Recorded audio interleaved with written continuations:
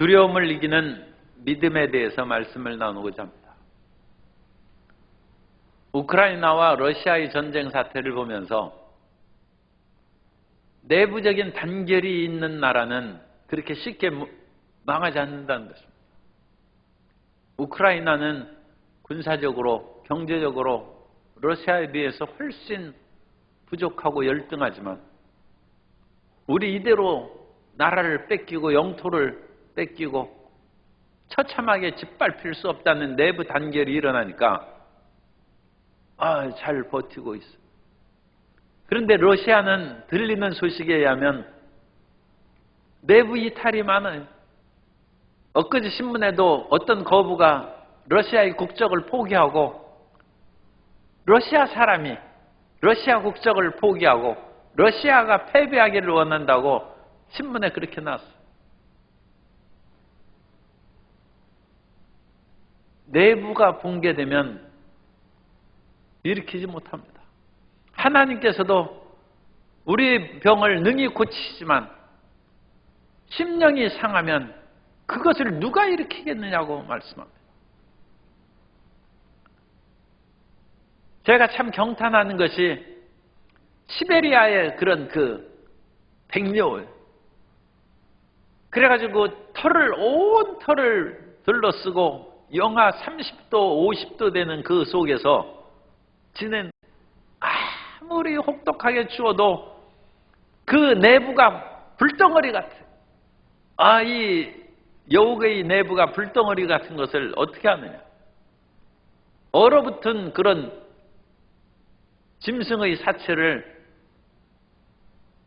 얼음덩이를 그 추운 영하 30도, 50도에서 그것을 깨먹는 거예요. 그 추운 데서 얼음덩이를 먹고 얼어 죽지 않겠습니까? 그런데 속에 불덩어리가 있으니까 이 시베리아 여우가 그 혹한 속에서 얼음덩이로 굳어버린 짐승의 사체를 먹고 살아간다. 우리가 41장에서 유일하신 하나님 야훼께서 역사를 주관하시고 동방에 정복자를 세워주셔서 그 정복자가 온 땅을 휩쓸고 갈 것인데 그 정복자는 다른 말로 하면 고레스와 같은 이스라엘의 해방자입니다. 왜냐하면 이스라엘을 멸망시키고 사로잡은 바벨론을 멸망시킨 나라가 페르시아의 고레스입니다. 그리고 그 고레스를 대적하려고 우상을 섬기는 자들이 아무리 애를 써도 헛것이라는 것입니다. 그것은 외부적인 힘입니다. 외부적인 힘만으로 억압받던 백성을 해방시킬 수 없습니다. 내부적인 힘이 있어야 진정한 자유를 얻는 것입니다. 그래서 하나님께서 오늘 8절부터 16절까지 말씀은 내가 너희를 억누르는 바벨론의 세력을 꺾어버리고 동방의 정복자로 인하여 그 주변 국가들을 다 깨뜨려버리고 파쇄시킨다는 것입니다. 그러나 너 자신의 내면을 한번 살펴보고 내 속에 떨리고 두려워하는 마음을 벗어버리라는 거예요.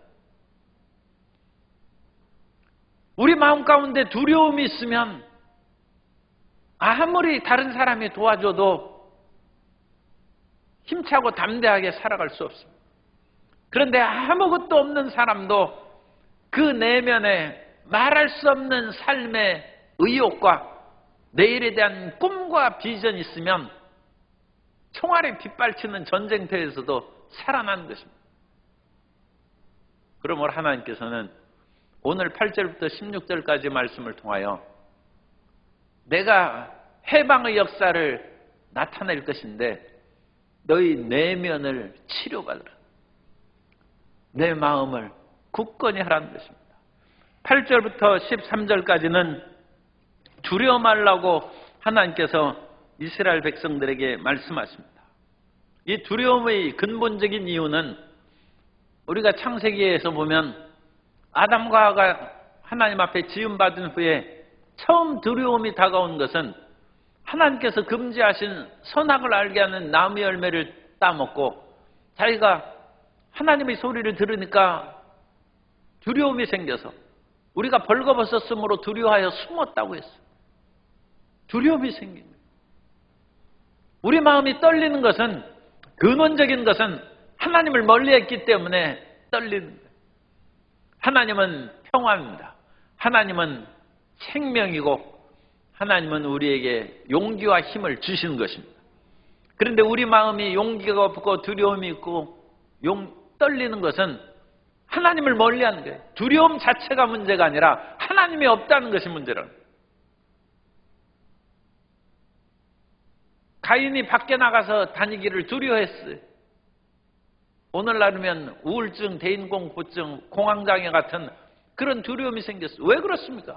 가인이 그 동생, 가인은 농사짓고 열심히 일하던 사람이었는데 그 동생 아벨을 죽인 후에는 만나는 자마다 나를 죽이겠나이다. 자기가 나쁜 짓을 하니까 사람을 두려워하는 것입니다. 그것도 이웃을 미워하고, 그러니까 하나님 사랑과 이웃 사랑이 없으면 두려움이 생기는 거예요. 두려움. 하나님을 사랑하고 이웃 사랑하는 것은 두려움 없습니다. 온전한 사랑이 두려움을 내쫓는다고 성경은 말씀하신 것입니다. 그런데 이스라엘이, 지금 유다 백성들이 왜 두렵습니까? 하나님을 떠나고 배신하고 우상숭배함으로 말미암아 나라가 멸망하기까지 했으니 얼마나 두렵겠어요. 그러므로 너희 두려움을 이제 없애고 하나님을 의지하라는 것입니다. 그래서 두려워하지 말라라는 그 단어로 우리가 많이 읽는 것입니다만 사실은 그 핵심은 하나님을 의지하라는 것입니다. 10절에 보면 두려워하지 말라, 내가 너와 함께함이라. 두려움이 문제가 아니라 내가 너와 함께한다. 놀라지 말라, 나는 내 하나님. 하나님의 뜻은 하늘에 있는 그런 뜻뿐만 아니라 이 엘인데 엘로힘, 복수로 씁니다만 그에 해당하는 그 히브리어가 엘입니다. 엘의 근원이 어디에서 왔는가? 학자들이 그것은 뭐 잘 알 수 없습니다. 그런데 우가르트어라든지 그 근원어에 보면 일이라는 단어가 있어요. 그 일에서 나왔지 않은가? 그런데 그 일의 뜻은 힘입니다. 힘. 그래서 하나님은 힘입니다. 힘. 너 떨리는데 내가 너의 힘이라는 거예요. 밥 먹어서 힘이 생기는 것이 아니라 하나님을 믿어야 힘이 생긴다는 거예요. 이 밥을 안 먹으면 속이 떨리지 않습니까? 그래서 추운 날 따뜻한 국밥을 먹으면 속이 훈훈해지고 힘이 생기는데 밥 먹어서 힘이 생기는 것이 아니라 하나님을 믿어야 속사람이 강건하게 된다. 그래서 여기서 두려워 말고 놀라지 말고, 그것은 지금 다 하나님이 여기에서의 중심입니다. 내가 너와 함께하고 너와 하나님이 되고 내가 너를 굳세게 하고 너를 도와주고 의로운 오른손으로 내가 붙잡고, 그러니까 여기 초점은 하나님께로 돌아오라는 거예요. 하나님과 함께하면 두려움이 떠나가는 거예요. 경제적인 한파가 다가오고 군사적인 위협이 다가오고 온갖 것이 난무할지라도 그것으로 사람 굴복 못 시킵니다. 잠시 굴복당했다 할지라도 속사람이 강건한 사람은 다시 오뚜기처럼 벌떡 일어나는 거예요. 그런데 속이 무너지면 백약이 무효예요. 천하의 명의가 오고 온갖 그런 그야말로 불로초가 다 있어도 마음이 무너지고 더 이상 살고 싶지 않은 사람은 못 일으킨다. 하나님을 의지함으로 마음이 굳건해지고 생명의 힘으로 충만하게 되시기를 주님 이름으로 축복합니다. 그리고 내가 두려워하는 이 외부의 것들은 아무것도 아니라는 것입니다. 내가 땅끝에서부터 아무리 멀리 이스라엘이 국경 밖에 그 모든 영역이 땅끝이라고 그랬죠. 너희가 고국 산천을 떠나서 외국에서 헤맬지라도 너를 붙들고 땅 모퉁이에서부터 너를 부르고 또 그 지역에서 이방인으로 제2국민으로서 얼마나 멸시천대를 받았는지 11절에 보면 보라 내게 노하던 자들이 수치와 욕을 당할 것이요 온갖 그런 땅끝에서 멸시와 수모를 당하고 살았는데 그 모든 사람들이 보니까 순식간에 사라져버려요. 그들은 아무것도 아닌 것 같이 될 것이고 멸망할 것이라. 12절 내가 찾아도 너와 싸우는 자들을 만나지 못한다. 그래서 이 사람들이 다 사라지는 그 내용을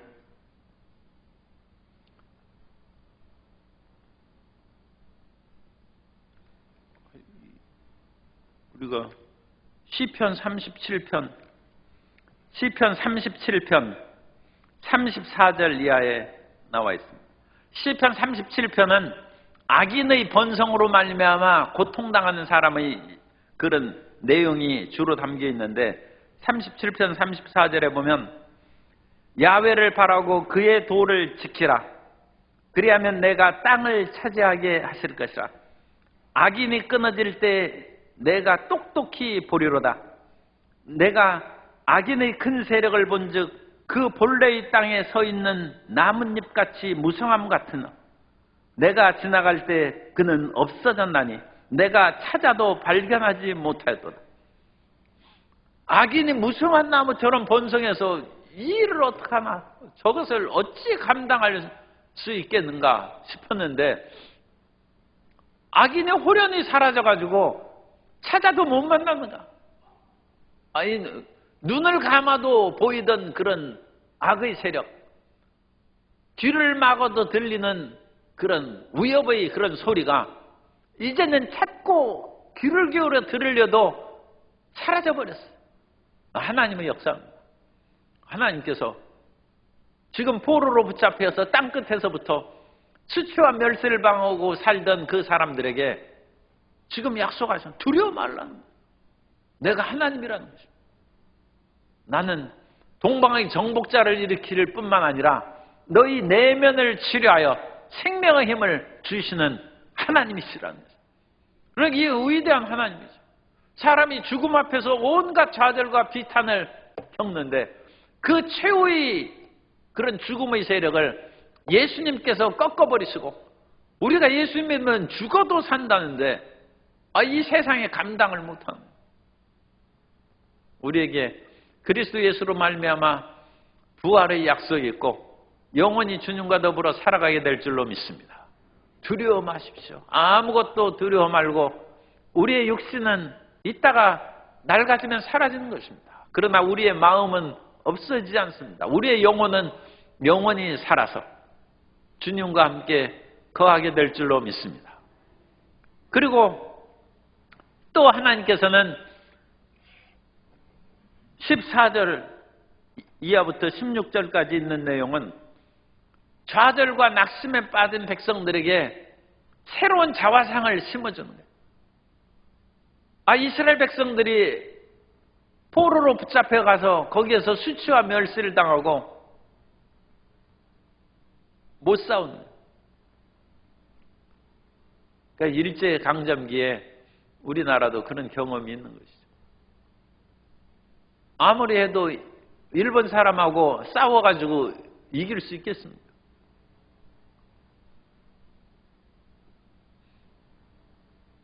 예전에 여행 갔던 사람이 외국에서 그 나라 사람하고 싸웠더니 경찰이 오더니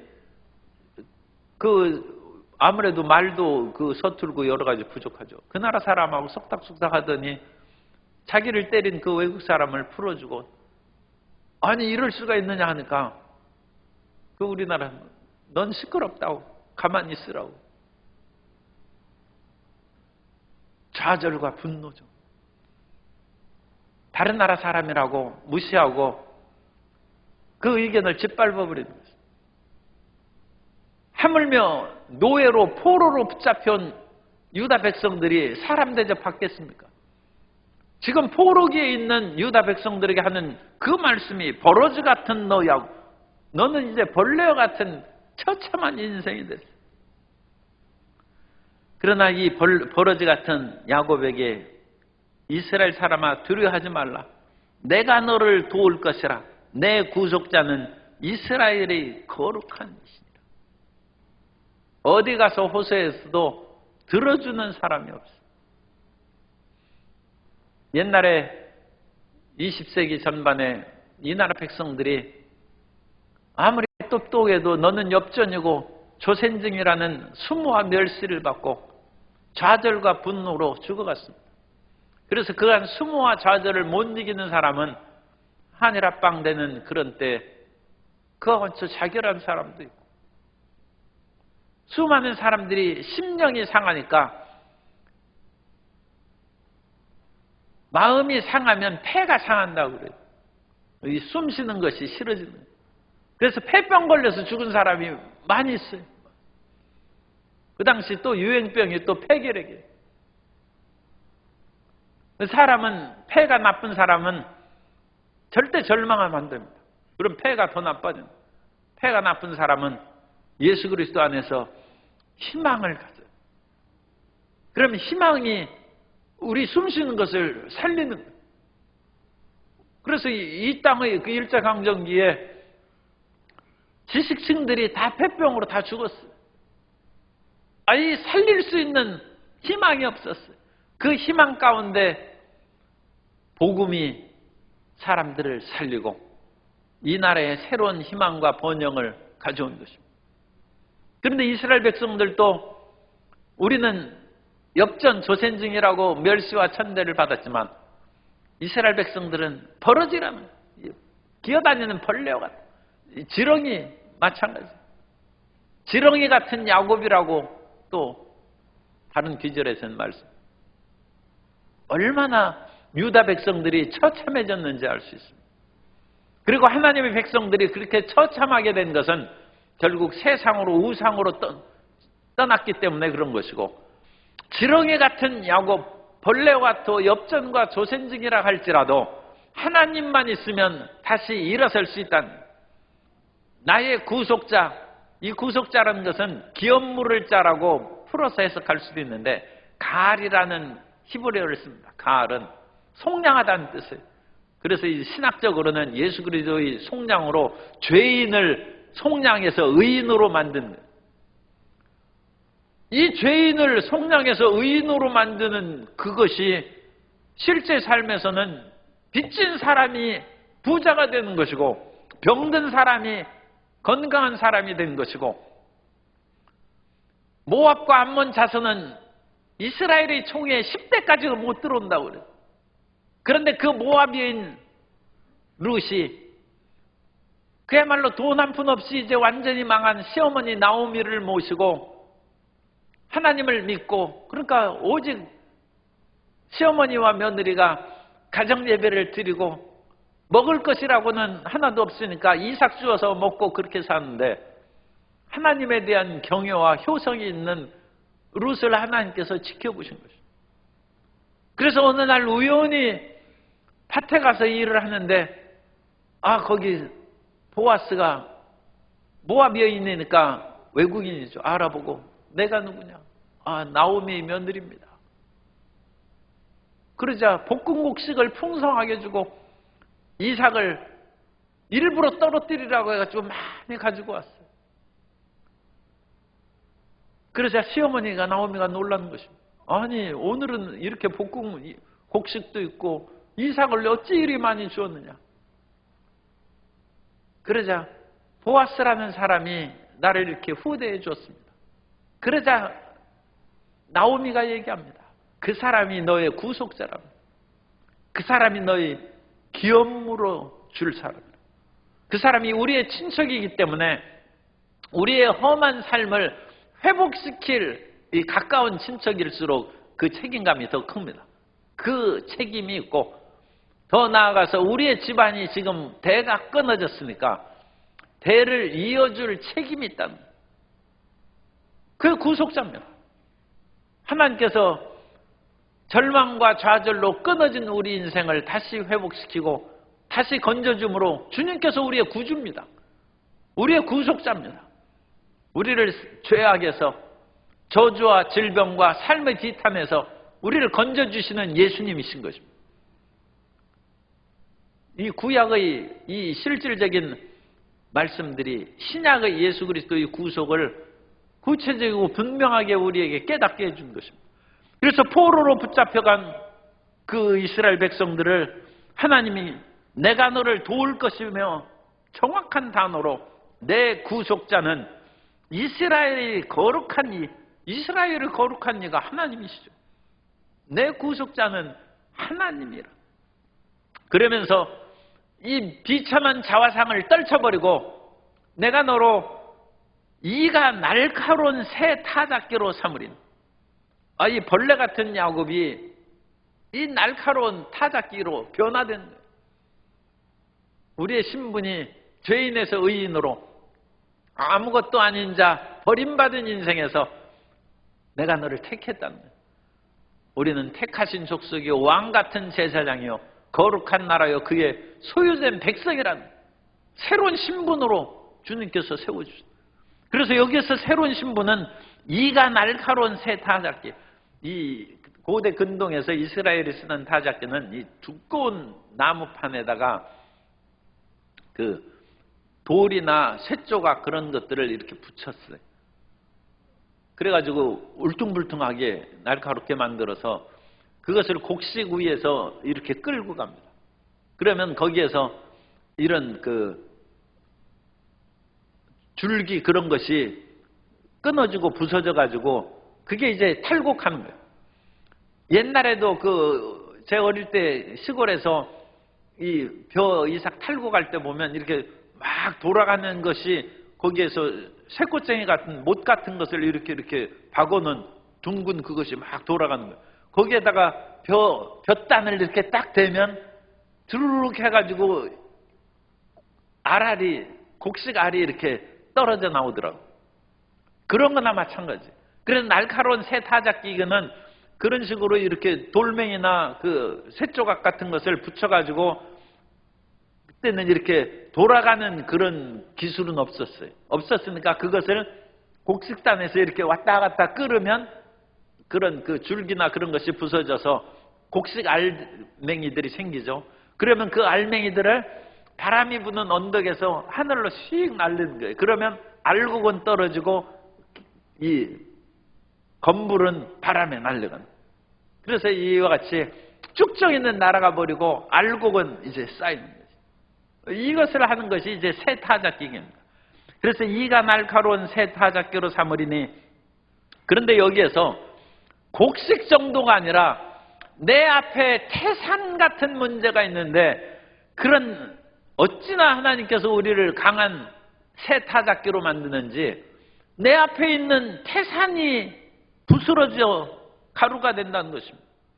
내가 산들을 쳐서 부스러기를 만들 것이며 작은 산들은 저같이 모든 산 같은 문제가 해결되시기를 주님 이름으로 축복합니다. 이런 거 다 날아가 버린 것입니다. 그리고 이것을 쭉 까부른 적이 이런 것들은 바람이 그들을 날려보내겠고 회오리 바람이 그들을 흩어버릴 것이로되 너는 야훼로 말미암아. 이 마음이 얼마나 시원합니까? 이 건물은 날아가 버리고 알곡이 쌓이고 쌓이니까 기쁘죠. 곡식 추수하는 사람이.